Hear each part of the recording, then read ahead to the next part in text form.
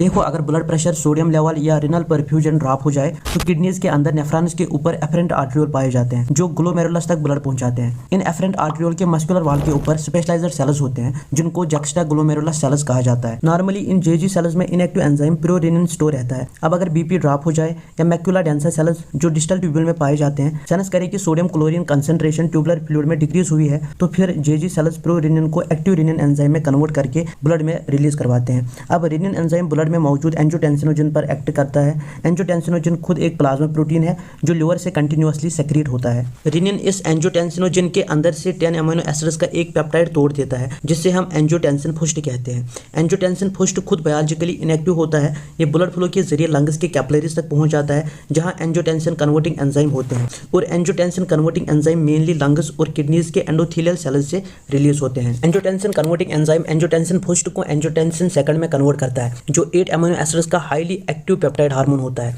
अब angiotensin second angiotensin type 1 receptors जो GQ protein coupler receptors है उनसे बाइंड होता है। बाइंड होने से बॉडी के अंदर डिफरेंट इफेक्ट्स देखने को मिलते हैं। सिस्टमिक वासोकंस्ट्रक्शन को प्रमोट करता है। प्रॉक्सिमल कन्वोल्यूटेड ट्यूब्यूल से सोडियम और वाटर रिअब्जॉर्प्शन करवाता है। एल्डोस्टेरोन को एड्रेनल कॉर्टेक्स से रिलीज करता है जो सोडियम रिटेंशन और पोटेशियम एक्सक्रीशन करता है। हाइपोथैलेमस पे एक्ट करके थर्स्ट को स्टिमुलेट करता है। पोस्टीरियर पिट्यूटरी से एंटीडायूरेटिक हार्मोन के रिलीज को इंड्यूस करवाता है। बैरो रिसेप्टर्स की सेंसिटिविटी को रिड्यूस करता है जिससे हार्ट रेट बढ़ती है। Chronic high angiotensin second levels heart के मसल्स में हाइपरट्रॉफी करता है और ब्लड वेसल्स के वॉल्स को थिक करता है जिससे लॉन्ग टर्म हाइपरटेंशन देखने को मिल सकता है। Normally angiotensin second short lived होता है। इसकी हाफ लाइफ 1 to 2 मिनट्स होती है। इसके बाद ये डिग्रेड होकर एंजियोटेंसिन थर्ड और फोर्थ में कन्वर्ट होता है जिनका इफेक्ट वीकर होता है as compare to angiotensin second. RAS overactive होने पर हाइपरटेंशन काज करता है। इसको ट्रीट करने के लिए एंजियोटेंसिन कन्वर्टिंग एंजाइम इनहिबिटर्स और एंजियोटेंसिन रिसेप्टर ब्लॉकर्स का यूज किया जाता है।